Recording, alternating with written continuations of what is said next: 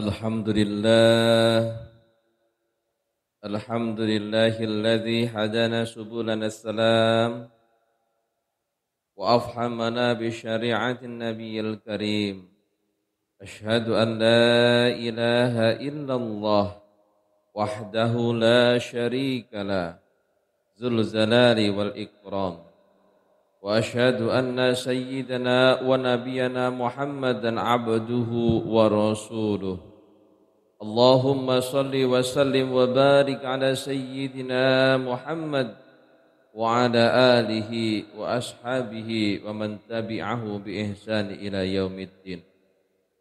Amma ba'd, fa ya ayyuhal ikhwan, usikum wa nafsi bi taqwallah wa ta'atihi la'allakum tuflihun.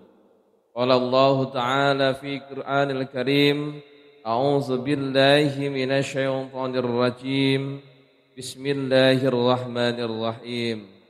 Ya ayyuhalladzina amanu taqullaha wa qulu qawlan sadida yuslih lakum a'malakum wa yaghfir lakum dzunubakum wa may yuti'illaha wa rasulahu faqad faza fawzan 'azima.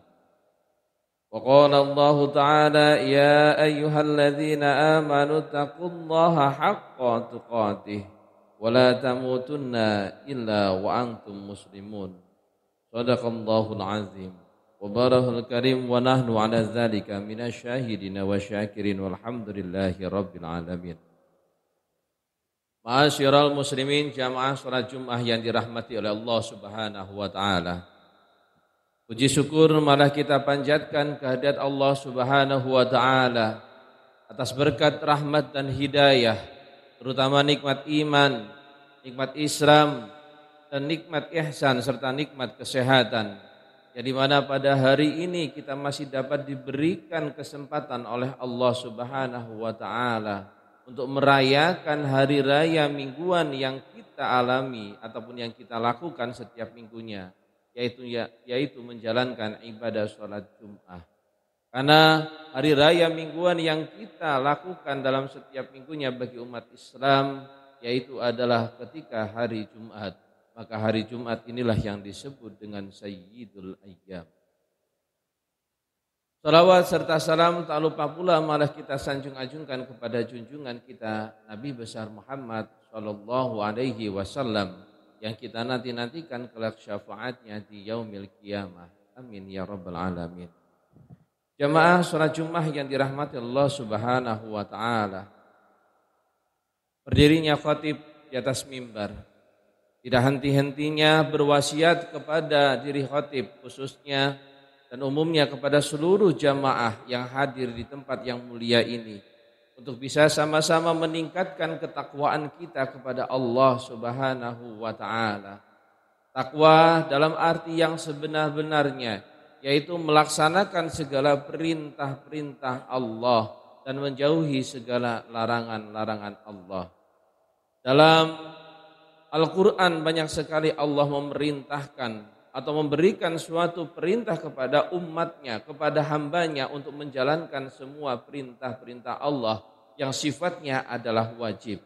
Sedangkan perintah-perintah yang sifatnya sunnah, yaitu adalah perintah yang dianjurkan atau yang disampaikan oleh Kanjeng Nabi Muhammad SAW. Maka oleh karena itu ketika Allah Subhanahu wa taala memerintahkan kepada kita, wajib hukumnya untuk dilaksanakan. Sedangkan perintah yang dilakukan ataupun yang diperintahkan oleh Nabi, yang dicontohkan oleh Nabi, hukumnya adalah sunnah. Oleh karena itu antara wajib dan sunnah dalam kehidupan kita sehari-hari sebagai seorang hamba, sebagai seorang umat, maka kita harus melaksanakannya dan juga mengikutinya sebagai pedoman kita di dalam kehidupan sehari-hari. Jamaah salat Jumat yang dirahmati oleh Allah Subhanahu wa taala. Hadirnya kita di sini, hadirnya kita di majelis ini, hadirnya kita di masjid ini adalah salah satu bentuk nikmat yang Allah berikan, yang dimana nikmat yang diberikan oleh Allah Subhanahu wa taala adalah umur yang masih ada pada diri kita, umur yang masih melekat pada diri kita, umur yang masih dapat kita nikmati pada kehidupan kita. Karena pada hakikatnya umur telah tergaris di Sidratul Muntaha ataupun di Lauhil Mahfud ketika seorang bayi yang sebelum lahir ke muka bumi ini Allah Subhanahu wa taala telah menuliskannya di Lauhil Mahfud. Maka pendidikan yang pertama yang didapatkan oleh seorang manusia sebelum ke muka bumi ini maka pendidikan tauhid. Maka ketika ruh itu ditiupkan kepada jasad ataupun calon jabang bayi yang ada berada dalam tubuh ibunya, maka di situ ada sebuah perjanjian. Maka perjanjian di situ yang disebut dengan pendidikan tauhid dan itu dijelaskan dalam Al-Qur'an, alastu birabbikum qalu bala syahidna. Di situ jabang bayi mengatakan, ditanya oleh Allah Subhanahu wa taala, apakah aku ini adalah Tuhanku? Lalu si jabang bayi ataupun ruh nanti yang akan disematkan di dalam jasad tersebut mengatakan, ya engkau adalah Tuhanku. Artinya bahwa di situ pendidikan pertama yang didapatkan oleh manusia ketika sebelum lahir ke muka bumi ini adalah pendidikan tauhid.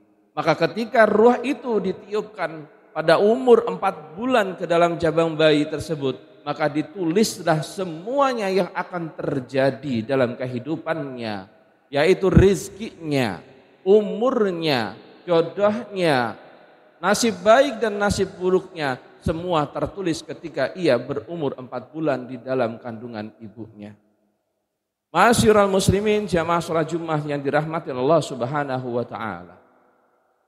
Salah satu nikmat yang saya katakan tadi adalah umur, di mana umur umat manusia tidak ada yang tahu, tidak ada yang bisa menebak, tidak ada yang bisa menjanjikan bahwa umurmu panjang ataupun umurmu pendek.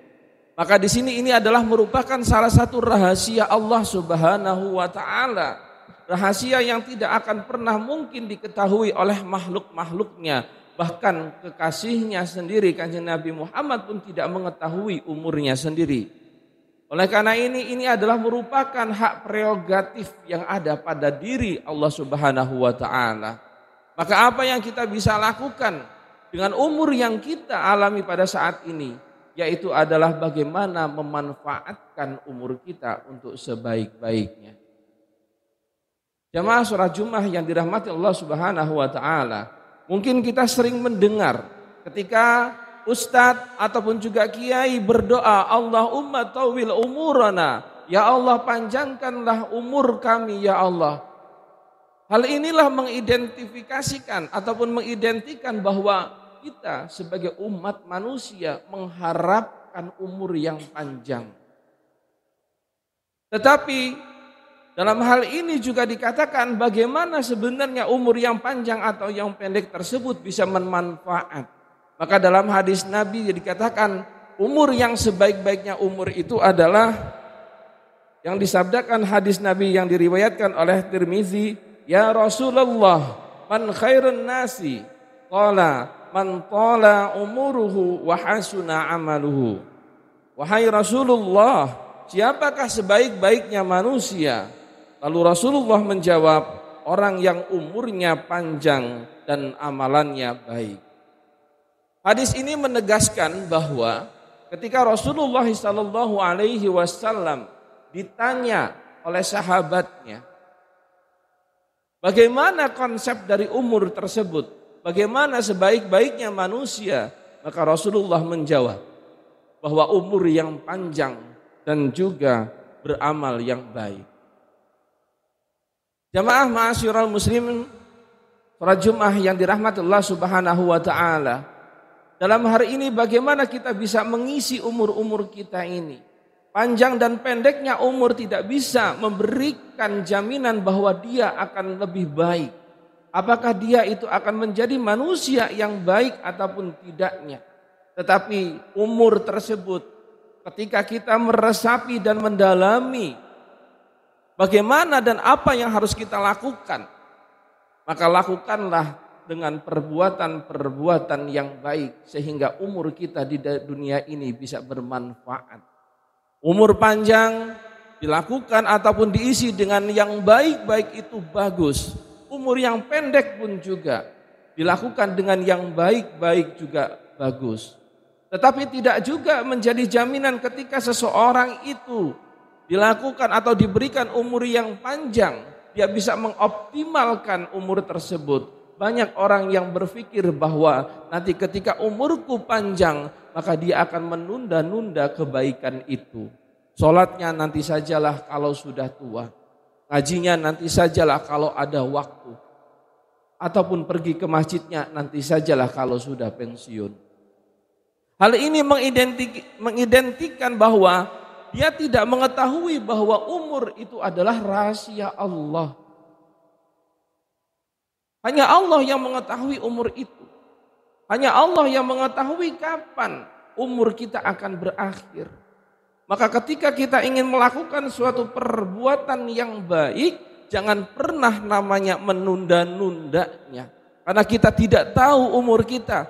1 detik ke depan, 1 jam ke depan, 1 hari ke depan, atau 1 minggu ke depan, apakah kita masih ada di dunia ini atau kita sudah meninggalkan dunia ini.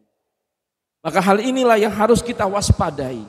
Maka hal inilah yang harus kita cermati dan juga kita pahami. Kita tidak akan pernah tahu, ma'asyiral muslimin, kapan waktu kita akan dipanggil oleh Allah Subhanahu wa taala. Belum tentu yang lebih tua akan lebih dahulu daripada yang muda, dan belum tentu juga yang muda akan lebih akhir dipanggilnya oleh Allah Subhanahu wa taala. Oleh karena itu, bagaimana kita bisa memanfaatkan umur kita dengan sebaik-baiknya? Bagaimana hubungan kita dengan hablum minan nas, dengan sesama manusia, dan juga hubungan kita dengan Allah Subhanahu wa taala. Mumpung masih ada umur yang kita lakukan atau yang ada pada diri kita, maka manfaatkanlah sebaik-baiknya. Tetapi ketika kita sudah tidak ada umur lagi, maka tidak ada yang bisa kita lakukan kecuali berserah diri kepada Allah terkait perilaku dan juga perbuatan kita selama hidup di dunia. Ma'asyiral muslimin, jamaah salat Jumat yang dirahmati oleh Allah Subhanahu wa taala. Oleh karena itu, marilah kita sama-sama memanfaatkan umur kita dengan sebaik-baiknya.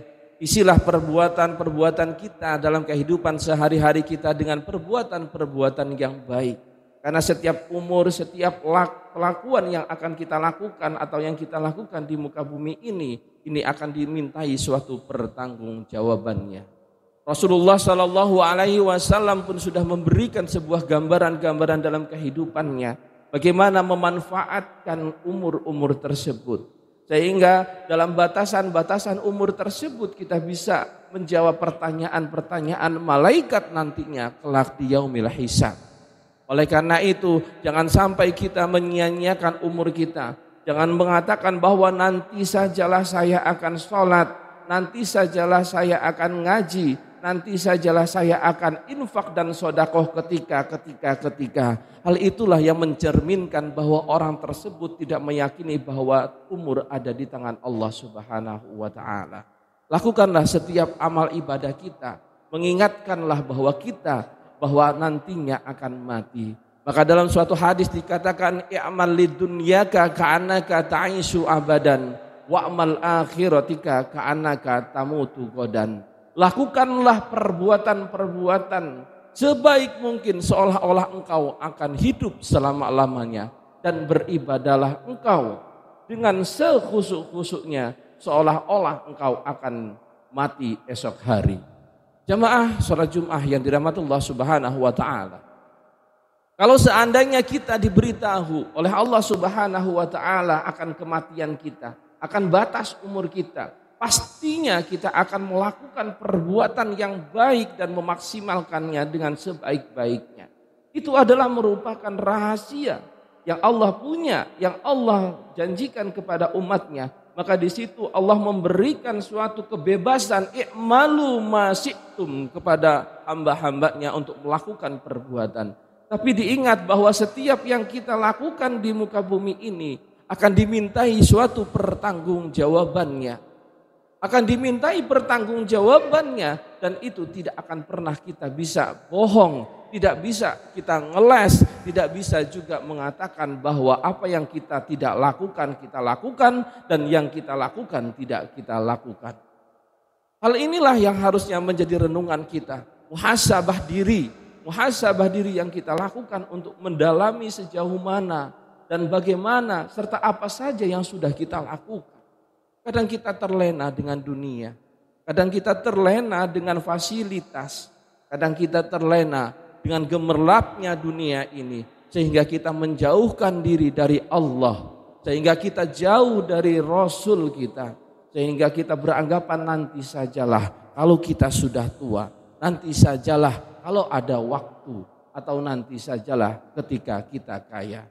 Padahal dalam hadis-hadis Nabi menjelaskan bahwa perbuatan yang sebaik-baiknya yaitu adalah perbuatan yang dimana kita melakukannya dalam keadaan yang terdesak. Kita tidak harus yang namanya berinfak ketika kita sudah kaya. Tidak kaya pun kita juga bisa berinfak dan itu adalah yang terbaik. Karena apa? Ketika kita berinfak dalam keadaan kaya wajar karena kita banyak uang.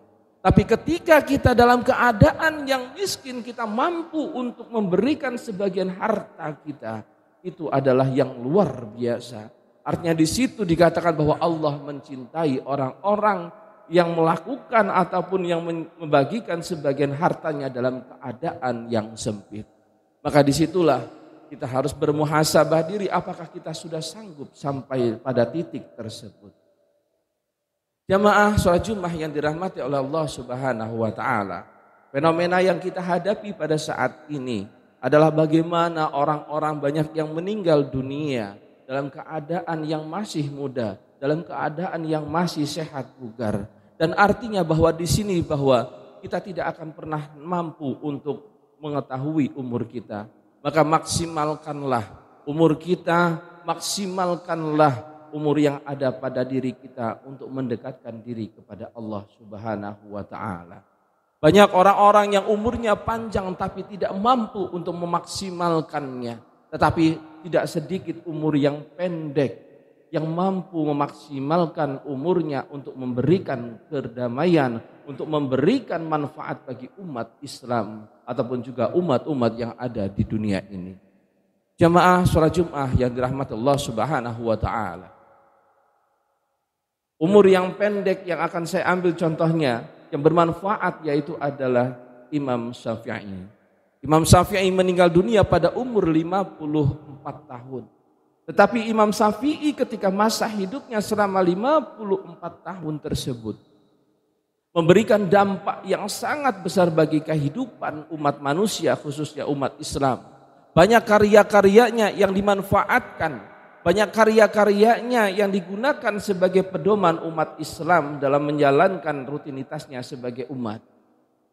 Artinya dengan umur yang pendek, kadang kita berpikir bahwa umur di bawah umur 63 tahun, yaitu umurnya Rasul dikatakan sebagai umur yang pendek. Ketika umur itu melebihi umurnya Rasul, yaitu 63 tahun, maka dikatakan umurnya panjang. Padahal ketentuan umur tersebut tidak ada. Panjang ataupun pendeknya umur tersebut tergantung bagaimana Allah Subhanahu wa taala menetapkannya di Lauhil Mahfuz. Tetapi yang harus kita garis bawahi di sini adalah bagaimana kita bisa mampu untuk bisa memaksimalkan umur-umur kita yang ada pada hari ini, yang ada pada detik ini, sehingga umur kita bisa bermanfaat dan juga bisa berguna untuk bagi umat manusia dan juga masyarakat.